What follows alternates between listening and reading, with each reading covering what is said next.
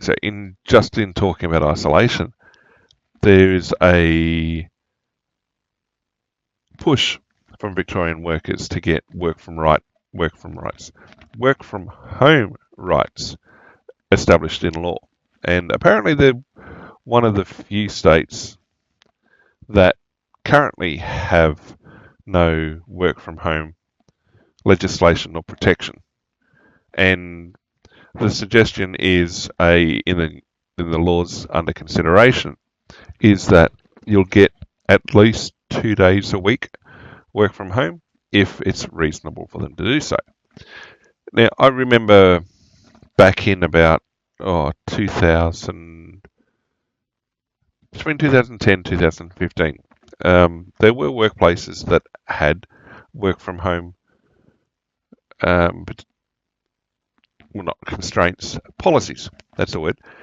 And it wasn't so much that they were blanketly available. You had to specifically apply for them. You had to give a robust case why you needed or why you should get to work from home.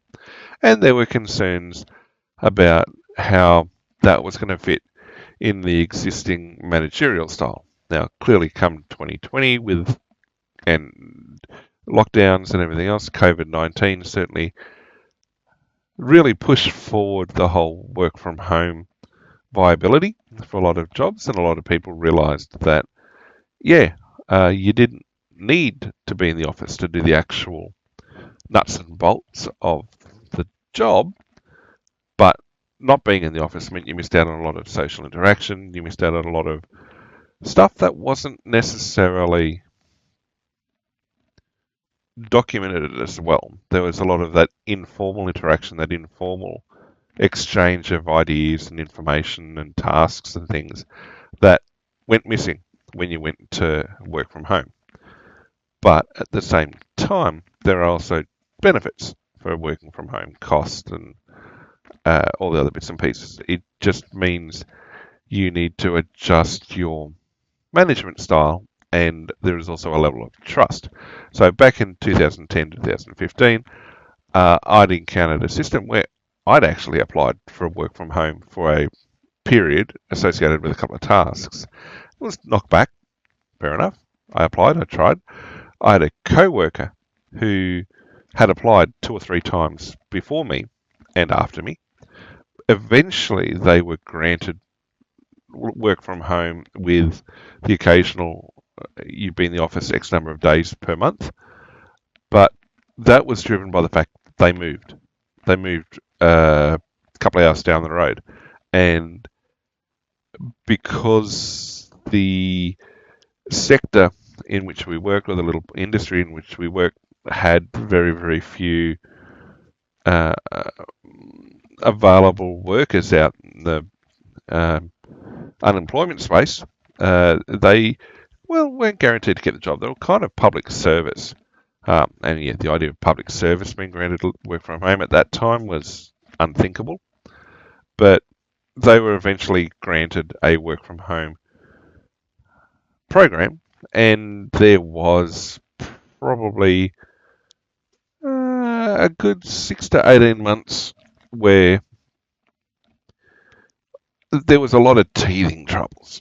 And I don't think that the boss would have admitted it, but I don't think he was fully happy with the setup. Not just because he couldn't keep tabs on what the worker was doing or should be doing, but productivity tracking was a bit nebulous, and it also meant that they were not as reactive to the changing environment. Not that it was necessarily a dynamic environment, but they still missed those sort of elements.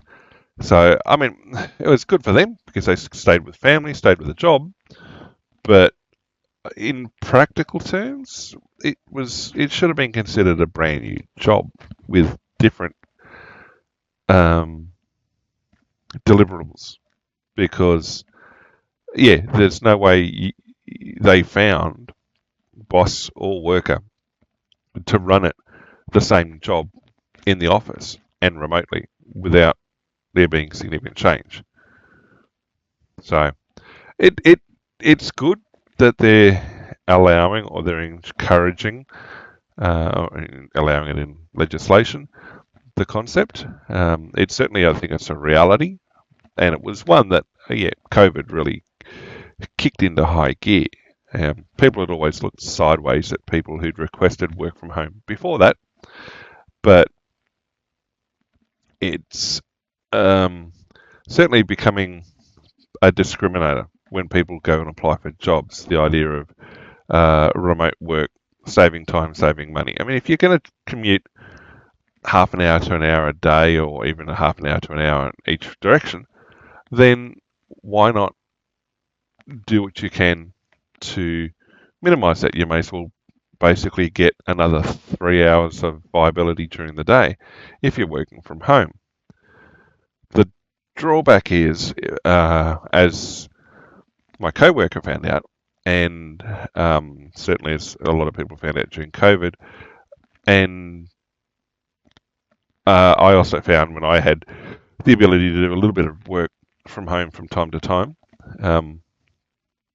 generally like with a VPN type setup, it was isolating work from not workspace. And the best setup was to have basically a physically isolated space, or a space that could be physically separated as purely work and nothing else.